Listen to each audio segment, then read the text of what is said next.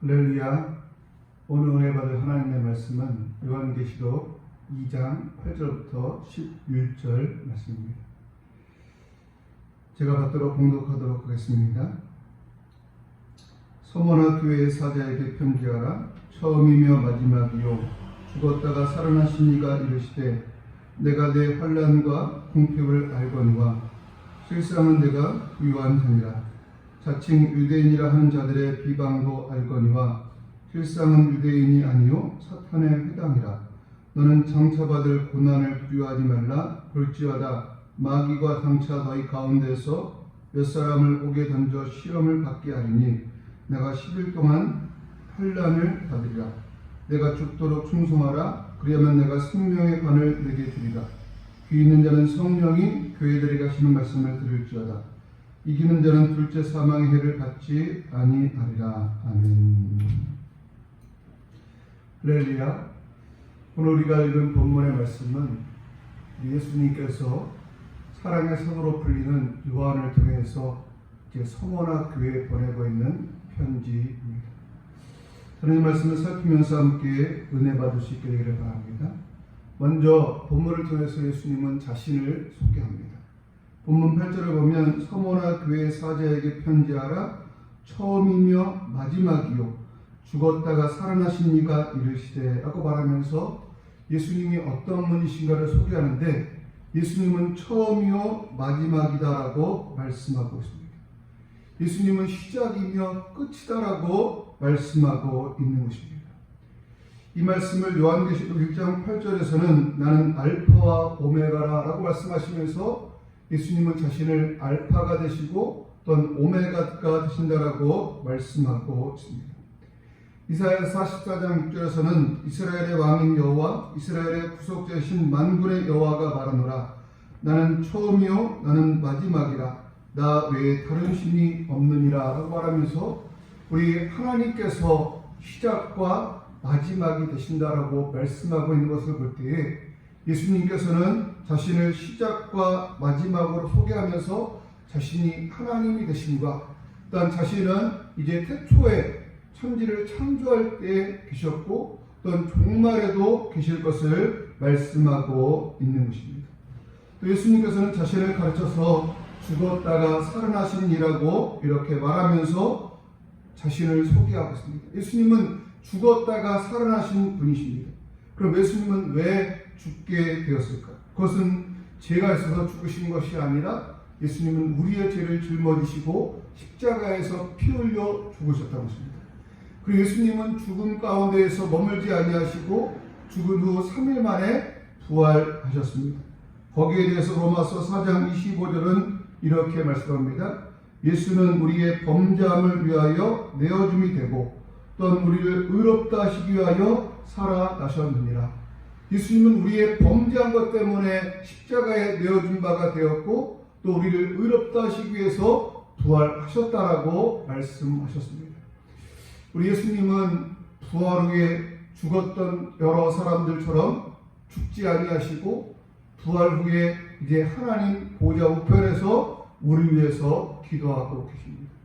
그리고 그 예수님께서는 늘 교회에 관심을 가지고 계십니다. 왜 그렇습니까? 예수님께서 교회의 머리가 되시기 때문입니다.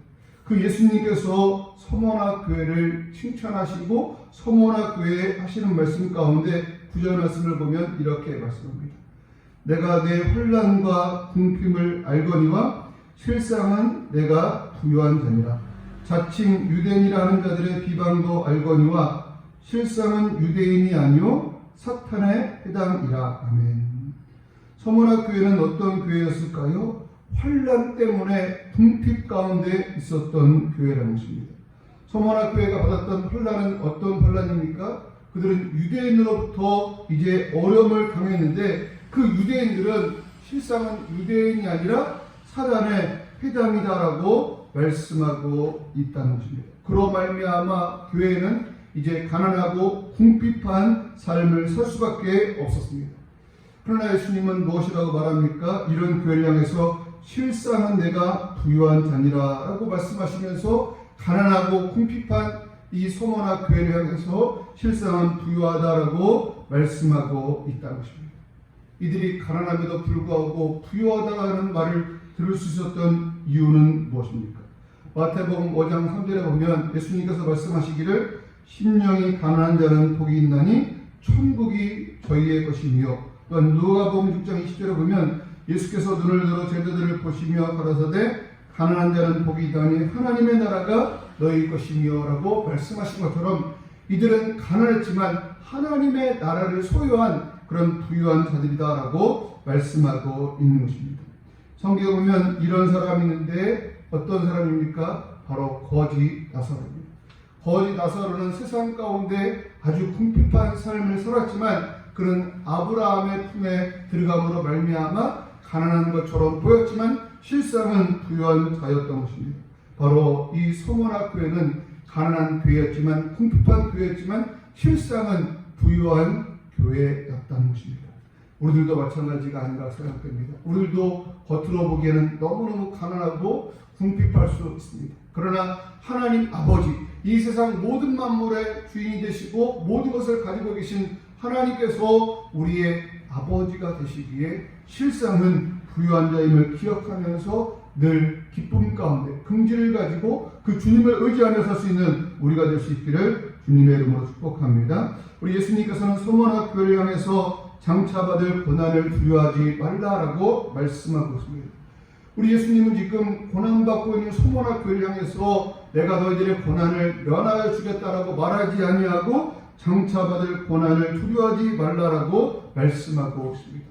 그들에게 아직도 고난이 남아있을 것을 말씀하고 있고 그들에게 여전히 고난이 있을 것을 말씀하고 있다는 것입니다.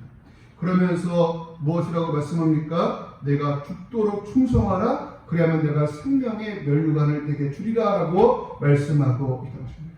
예수님은 고난 가운데 있는 그들에게 소모나 교회를 향해서 내가 너희를 구원해 주겠다라고 말하지 아니하고 너희가 환난을 당할 때에 이제 그것을 이겨내고 승리하라고 말씀합니다. 그러면서 더 적극적으로는 죽도록 충성하라, 그리하면 내가 생명의 면류관을 주리라라고 말씀하고 있습니다. 우리는 고난을 당하고 환난을 당하고 어려움을 당할 때에 이제 더욱더 분발하여서 충성할 수 있는 우리가 될 수 있게 되기를 바랍니다. 그 고난으로 인해서 혼란으로 인해서 우리가 이제 주님을 헌신하거나 또 충성하는 것을 게을리할 것이 아니라 이 소모나 교회를 향한 하나님의 말씀처럼 우리 예수님의 말씀처럼 더욱더 충성할 수 있는 우리가 될 수 있기를 바랍니다. 그래서 이제 생명의 면류관을 받아 누릴 수 있는 우리 모두가 될 수 있게 되기를 주님의 이름으로 축복합니다. 또 오늘 본문 말씀을 통해서 이기는 자들에게 주시는 이제 약속의 말씀이 무엇입니까?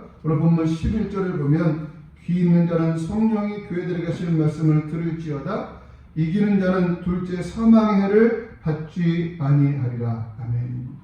우리 예수님께서는 이기는 자들에게는 둘째 사망의 해를 받지 않게 하신다라고 말씀하고 있음을 기억하면서 우리 환난 가운데 궁핍 가운데 이기는 자가 되어서 생명의 면류관을 받으며 또 하나님의 은혜 가운데서 둘째 사망의 해를 받지 않을 수 있는 우리들 모두가 되어줄 수 있게 되기를 주님의 이름으로 축복합니다. 아멘.